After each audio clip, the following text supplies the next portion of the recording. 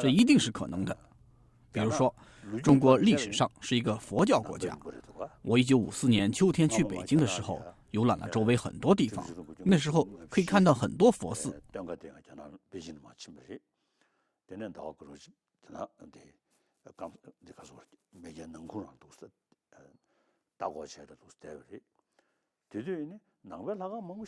就我的理解，毛泽东家族和蒋介石家族都是信佛的。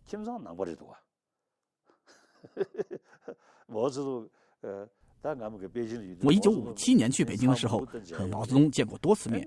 有时候他赞扬佛教，说佛祖是个革命家，因为他与印度种姓制度中的底层站在一起，当时还反抗种姓制度。毛说，佛祖要改变印度种姓制度的努力，使他成为革命家。毛泽东说过这些话。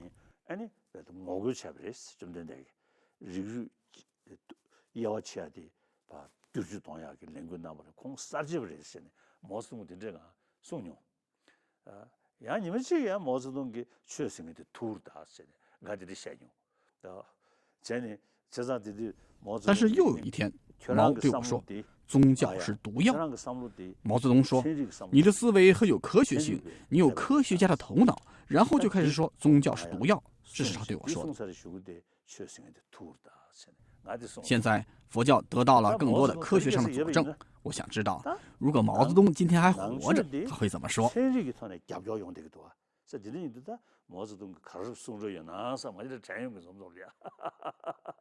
毛泽东是有头脑的，所以他能从事实中看出真相，之后意识到佛教并不是盲目迷信，而是需要严谨的探寻和考察的。佛祖曾说，僧人和智者啊，正像金匠会通过燃烧、切割和打磨来检验真金，你们也必须在检验我说的话之后，而不仅仅是出于对我的敬畏而接受这些话。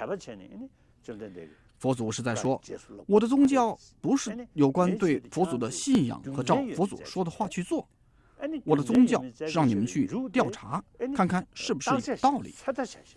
只有在看到所传之道是有道理的之后，再去调查和体验，只有在证明他们是有用的和有益之后，再去接受。这个世界上有过很多先知，但是没有别人，只有佛祖说过这样的话。特别是佛教的那兰陀传承，完全依靠智慧的探索，而不是信念和信仰。所以，如果毛泽东今天还活着，很有可能他会说，佛教是特例，其他宗教都是毒药，佛教是例外。毛泽东最有可能说这番话。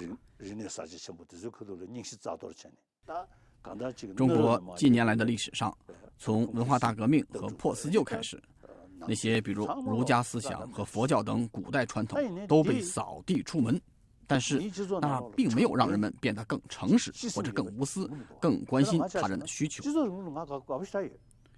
以我为例，我很喜欢社会主义，再进一步马克思主义，我对他很赞同，因为卡尔马克思并不只讲经济，而是要讲发展更为平等的社会经济，这是令人起敬的想法。另一方面，资本主义只是讲创造财富，而没有怎么讲更平等的分配财富。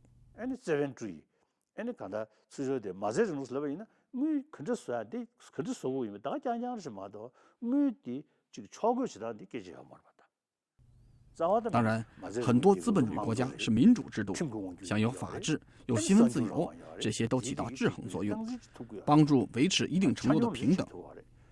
如果来看资本主义本身，它关心的只是赚钱盈利，而社会主义的经济政策似乎是让更广泛的社会获得更大的益处。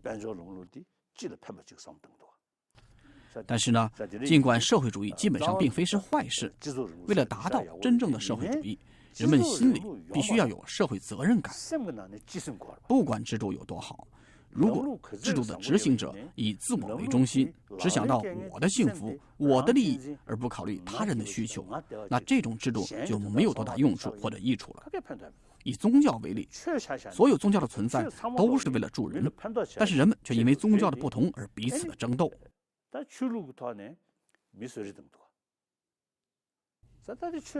宗教中有关仁慈和关心他人的教诲被忽略了。与此同时呢，以自己的宗教意识变得越来越以自我为中心，这样结合起来就产生了沙文主义思想，把自己的宗教视为优越。正是这些心态带来了问题。如果这种心态不受约束，那么连宗教也会带来问题。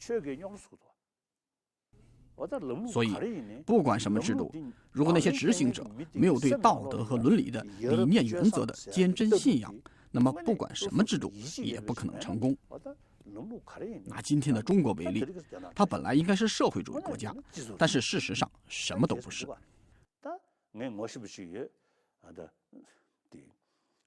我认识一个人，是赢得过国际和平奖的人，很出名。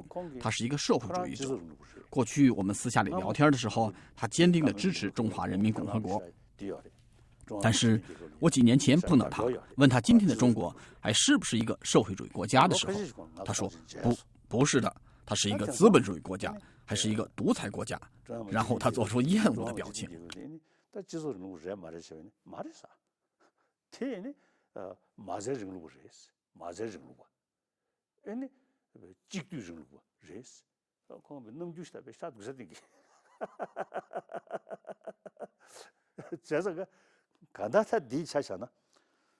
因此，如果以此为例，社会主义在概念上确实很好，我很喜欢马克思主义，可是不喜欢列宁主义。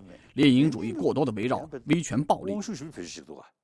那么现在，如果看看毛泽东思想开始的时候，比如说当他在延安，甚至当我和他见面的时候，他基本上是好的。和他一样，很多共产党领导人，比如彭德怀、刘少奇这些领导人，当初都是真心实意的关心社会，特别是劳动人民、无产阶级的。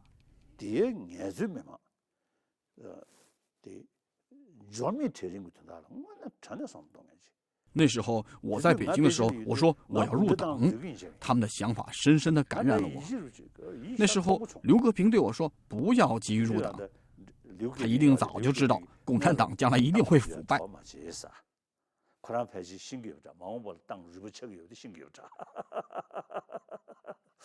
真有这些事情，所以当你想到这些事，中国历史上是个佛教国家，但是很多文化传统在文化大革命期间被毁掉了。尽管如此，人们如今出于天性，在心灵的深处有着某种的渴望。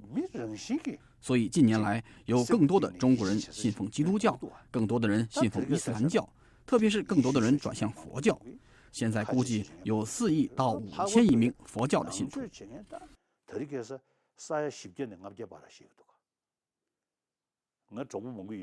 我有很多中国朋友，有些人说，很多党员只是这个层面表面上的党员，但是内心是信佛的。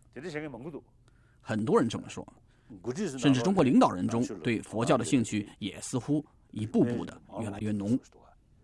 有意思的是，习近平主席最近访问法国的时候说，佛教是中国文化中的一个重要组成部分，佛教徒有责任为丰富当今的中国文化发挥作用。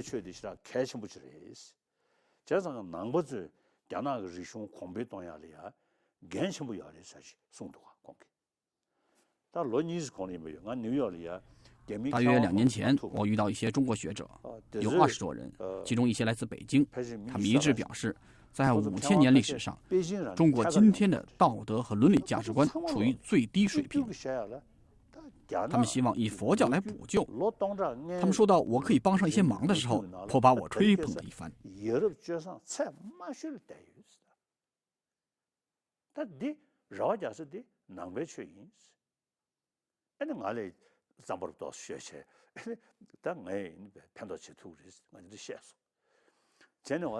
所以这就是真实现状。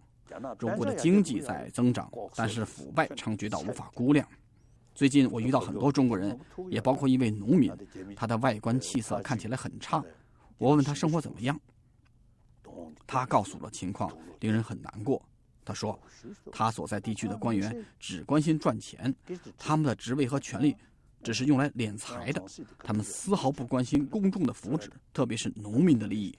他讲述了耕地被征走的农民们的悲惨状况，让人非常难过。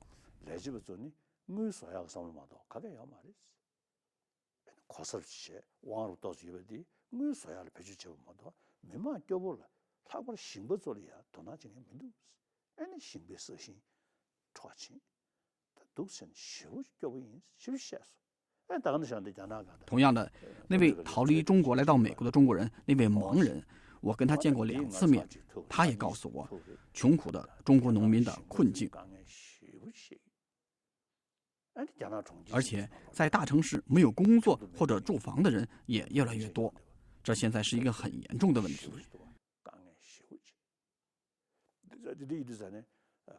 最近我碰到的人告诉我说，有很多农民工的孩子在城市里得不到照料，原因是他们的父母不是城市居民。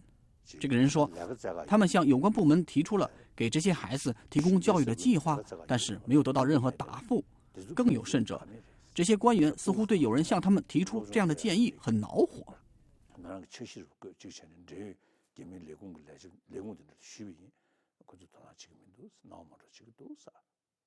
中国现在经济不断的发展，是一个强大的国家，也在国内安全方面倾注了巨资，这些可能都是真的。但是到目前为止得到的结果只是人民生活在更大的恐惧中，而不是在道德和伦理价值观方面有了更高的水准。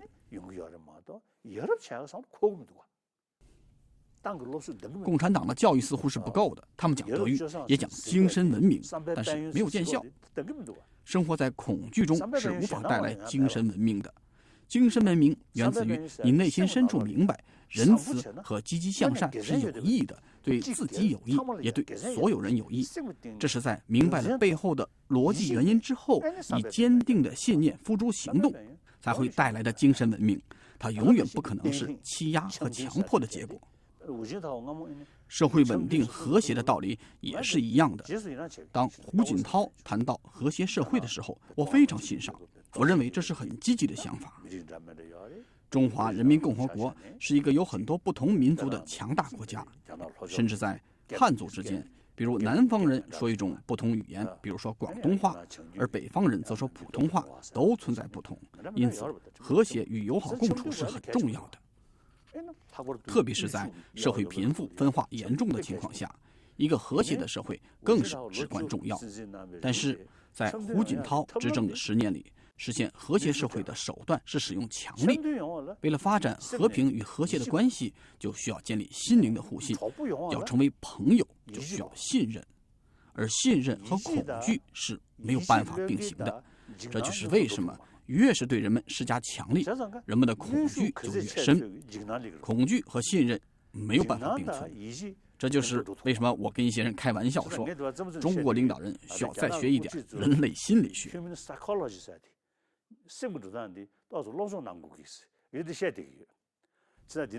这种情况下，佛教总体以及佛教对心智的理解，还有佛教的非神学层面，比如世俗的伦理，都能给中国带来巨大的好处。为了未来中华人民共和国的长治久安，为了让人民感觉满意，为了中国能在全球施展更大的影响力，慈悲、宽容以及更广阔的视角至关重要。不要受狭隘的不安全感的驱使。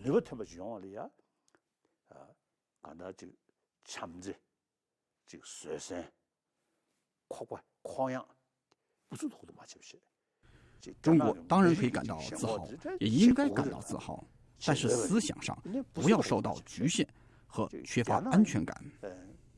中国现在是一个拥有13亿人口的国家，不应该有任何感到恐惧的原因。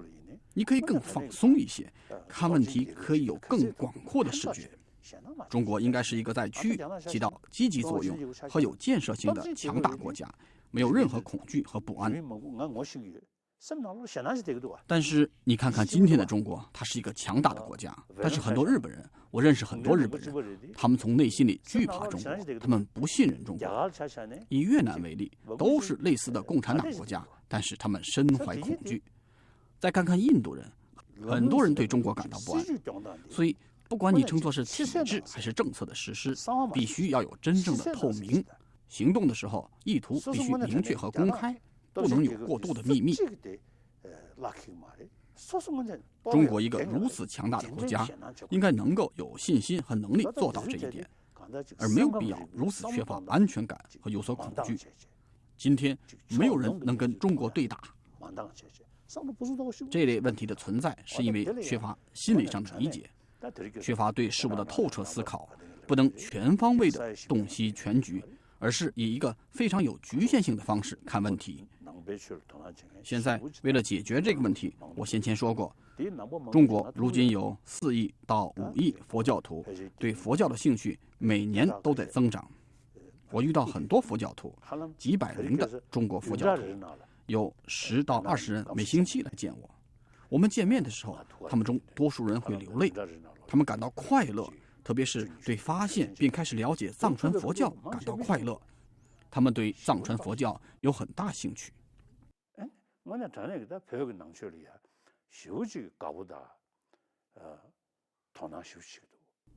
在这种情况下，我真心相信佛教可以给中国带来巨大的好处。习近平本人甚至也这么说过，佛教要有所帮助。现在中国有很多僧侣，这非常好。不过，像类似的日本僧侣，还有越南、韩国僧侣一样，他们大谈智慧和虚空，大声的诵经祈祷。但是，如果有人要问佛教的缘起、道路和结果，或者佛教哲理，那么很可能他们就无话可说了。而这些是藏传佛教的法师和学者们可以回答的问题。这是为什么佛教将来肯定会为造福中华人民共和国起到一定作用。尤其特殊的是，包容了3乘教法，能够通过逻辑和辩论的力量得到印证的藏传佛教，一定会对中国有帮助。